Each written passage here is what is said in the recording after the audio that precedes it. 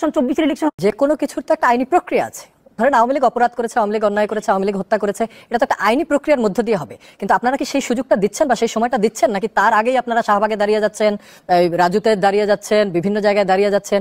এবং আপনারা বিশেষ করে ইনকলাব মঞ্চ, আমরা দেখি যে আপনারা তুলনামূলক অন্যের চাইতে একটু অ্যাগ্রেসিভ ভাবে আপনাদের কার্যক্রম পরিচালনা করেন এবং আপনাদের বেশ কিছু স্লোগান ও ব্র্যান্ড হয়েছে। এই বিষয়টা যদি একটু ব্যাখ্যা করেন। ফ্যাসিবাদের বিরুদ্ধে দাঁড়িয়ে আমি আবার যদি ফ্যাসিবাদী কথাই বলি, এটা তো ইনসাফ হলো না। আমাদের লড়াইটা আসলে ইনসাফের লড়াই। যে আমার শত্রু, তারাও আমি তার ন্যায্য পাওনাটা বুঝাই দিতে চাই, সে যদি আমার শত্রু হয়।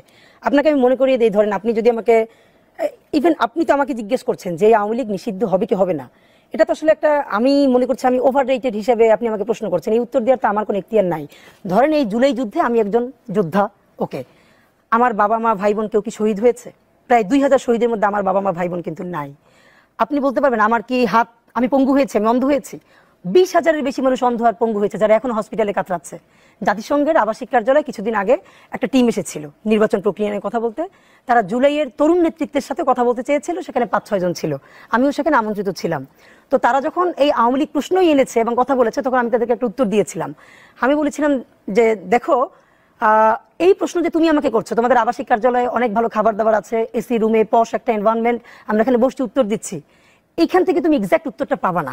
তুমি যদি রিয়েলি তুমি সিম্প্যাথেটিক হও, তাহলে তুমি কাজ করো। প্রায় 2000 শহীদ আছে বাংলাদেশে, তার বাড়িতে যাও। এমন রিক্সা পুলের আছে 4টা সন্তান রেখে শহীদ হয়ে গেছে। আজকেও গেছি, তার মায়ের সাথে দেখা হয়েছে। মাহিন ট্রাক চালক, রায়ের বাজার বদ্ধভূমির ওখানে, সে যখন শহীদ হয় ট্রাক চালক, তার একটা সন্তান আছে, আর যখন শহীদ হয় তখন তার ওয়াইফের 7 মাসের অন্তঃসত্ত্বা। তার মা আর তার স্ত্রী প্রতিদিন রায়ের বাজার কবরস্থানে এসে ঘুরে তার ছবিটা নিয়ে, সে এটুকুন জানে যে এই 130 লাশের মধ্যে তার সন্তানটা, তার স্বামীটা আছে, কিন্তু কোনটা সে জানে না। সে কবরটা ছুঁয়ে দোয়া করতে চায়। তো আমি বলেছি, তোমরা যদি রিয়েল সিনারিওটা জানতে চাও, তাহলে সেই অন্ধ মানুষগুলোর কাছে যাও, পঙ্গু মানুষগুলোর কাছে যাও, শহীদ পরিবার, এই রিক্সাওয়ালার সন্তানের কাছে যাও। এই তো ধরেন আমরা এখানে স্টুডিওতে বসে একটা ফয়সালা দিয়ে দিলাম নিষিদ্ধ করবো কিনা, আমরা যমুনায় বসে ফয়সালা দিলাম। এই যমুনার মানুষ কি কেউ অন্ধ পঙ্গু হয়েছে? কেউ কি শহীদ হয়েছে? আমি যত কথা বলি, আমার বাপ মা মারা যায় না, আমার সন্তান মারা যায় নাই। যে মানুষটা দেখেছে এখনো ছবি দেখে অসুস্থ হয়ে যায়। আমরা লাল জুলাই অনুষ্ঠান করেছি 16 ডিসেম্বর শাহবাগে, আমরা এখন অসুস্থ হয়ে যাই চিন্তা করলে। আমরা সারা রাত সাজিয়েছি শহীদ নাফিসের একটা বড় ছবি, রিক্সায় যে ওর লাশটা পড়ে আছে। জানেন ফজরের পর কি গিয়ে দেখি, আমরা সবাই গিয়ে দেখি শহীদ নাফিসের মা সেখানে হাজির, তার ছেলের ছবিটা নিষিদ্ধ পড়েছে। আমরা তাকে চিনি না, দেখি সে ফজরের পরে এসে তার ছেলের ছবিটা মুছছে ওড়না দিয়ে আর কাঁদতেছে। আপনি এরকম 1 লক্ষ ঘটনা, মানে এটা বলার মতো না। তা আমরা কি এখন পর্যন্ত, আপনি বলেন তো, আমরা কি সেই শহীদ পরিবারগুলো নিয়ে আমাদের যমুনায়, আমাদের সংসদে বা কোথাও আমরা একবার বসেছি? আমাদের প্রধান উপদেষ্টা, সরকারের প্রধান কাজ কি? আওয়ামী লীগ নিষিদ্ধ হবে কি হবে না, তার প্রধান স্টেক হোল্ডার, তার প্রধান সিদ্ধান্ত দেবে শহীদ পরিবার। যেই শহীদের রক্তে এই সরকারের বৈধতা দিয়েছে, এই সরকারের ম্যান্ডেট কি? জুলাইয়ের রক্ত, জুলাইয়ের শহীদ। তো আওয়ামী লীগ নিষিদ্ধ করার প্রশ্নে আপনি শহীদ পরিবারের সাথে বসবেন না? শত শত মানুষ অন্ধ হয়ে গেছে, পঙ্গু হয়ে গেছে, আপনি তাদের সাথে একবার বসবেন না? মানে যাদের কথা বারবার বলছেন যে এই জুলাইয়ের রক্ত আহত, তারাই আমাদের ম্যান্ডেট। তো আওয়ামী লীগ নিষিদ্ধ প্রশ্নে আপনি কি জাতিসংঘের অফিসে বসবেন? আপনি কি যমুনায় এসি রুমে বসবেন? নাকি আপনি রিক্সাওয়ালা সেই শহীদের স্ত্রীর সাথে বসবেন, ট্রাক চালক মাহিনের মায়ের সাথে বসবেন? এইটা আমরা বসি নাই। আমাদের এখানে স্পেসিফিক একটা আছে। দুটো কারণে আমরা দুইভাবে আমরা নিষিদ্ধের প্রশ্ন তুলছি। মুখস্থ বলে দিলেই হবে না। প্রথমত হলো আমরা চাই এইটা একটা গণভোট দেয়া হোক। অবশ্যই আওয়ামী লীগ নিষিদ্ধের ব্যাপারে একটা গণভোট দেয়া হোক। সেই গণভোটে বাংলাদেশের মানুষ যদি মনে করে যে না আওয়ামী লীগকে রাজনীতি করতে দেওয়া যাবে, তাহলে আওয়ামী লীগ রাজনীতি করবে। কিন্তু আমরা যেটুকুন জানি তাতে মিনিমাম 95% ভোট পড়বে আওয়ামী লীগ রাজনীতি নিষিদ্ধের। কারণ আমি আপনাকে বলি, কিছুদিন আগে আমরা সারা ঢাকায় গ্রাফিতি যেগুলো মুছে দেওয়া হয়েছিল, সেই গ্রাফিতিগুলো আবার এঁকেছি। মণিপুর স্কুলের প্রায় 20টা ছেলে মেয়ে 9-10 ইন্টারে পরে, ওরা এই প্রচুর গ্রাফিতি এঁকেছে আন্দোলনের সময়, ওরা আমাদের কাছে এসে এঁকেছে। তারপর আমরা যখন সবাই ছবি তুলবো, তখন 3-4টা মেয়ে, ওরা ইন্টারে পরে, ওরা বলে ভাই আমরা প্লিজ ছবি না তুলি। আমি বললাম কেন?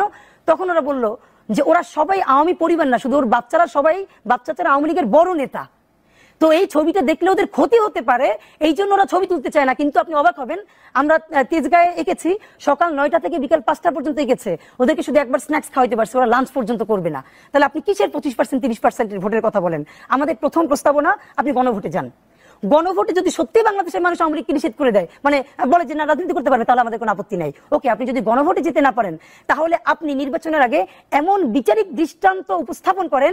ধরেন আপনি যদি সত্যিকারের বিচার হয়, বাংলাদেশে এমন কোন জেলা আওয়ামী লীগের সভাপতি, সেক্রেটারি থেকে শুরু করে উপজেলা ইউনিয়ন আপনি পাবেন যার হাতে রক্ত নাই, শাপলার রক্ত, পিলখানার রক্ত, জুলাইয়ের রক্ত?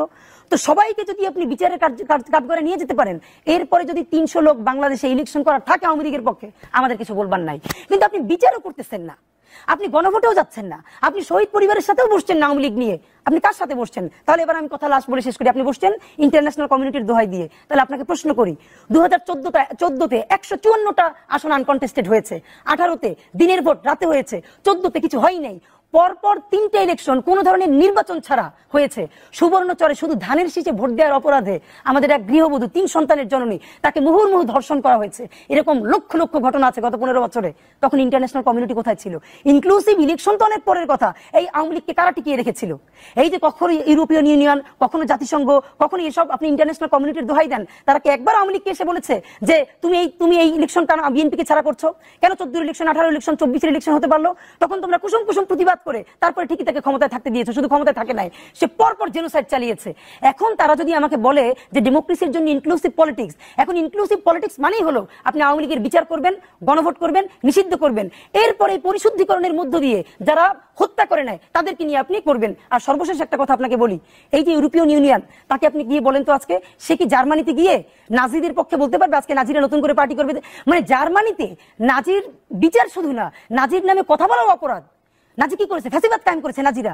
আর সেই ফ্যাসিবাদ বাংলাদেশে যারা কায়েম করছে, আপনারা তাদের পক্ষে অ্যাডভোকেসি করতে আসছেন। তো এই জন্য আমাদের কথা হলো ইন্টারন্যাশনাল কমিউনিটিকে, তাহলে আপনি বলতে পারেন ইনকিলাব মঞ্চ তাহলে এত শক্ত করে কথা বলে কেন? ইনকিলাব মঞ্চ এত শক্ত করে কথা বলে, পলিটিক্স করতে হলে অনেক কম্প্রোমাইজ করতে হয়। জোয়ার ভাইদের করতে হবে, এই যে আমাদের ভাইদের করতে হবে এনসিপির, কারণ তাদেরকে অনেক ধরনের সিস্টেমের মধ্যে দিয়ে যেতে হয়। আমরা যেহেতু একটা প্রেশার গ্রুপ হিসেবে দাঁড়িয়েছি, আমরা জুলাইয়ের জজবাই এত শক্ত করে জুলাইয়ের রক্তের উপরে দাঁড়াই কথা বলতে চাই, যাতে বিএনপি, জামাত, এবি পার্টি, এনসিপি সবাই জুলাইয়ের রাজনীতি করতে, ইনসাফের রাজনীতি করতে বাধ্য হয়। এই জন্য আমাদের কষ্ট হলেও এত শক্ত করে কথা বলতে হয়।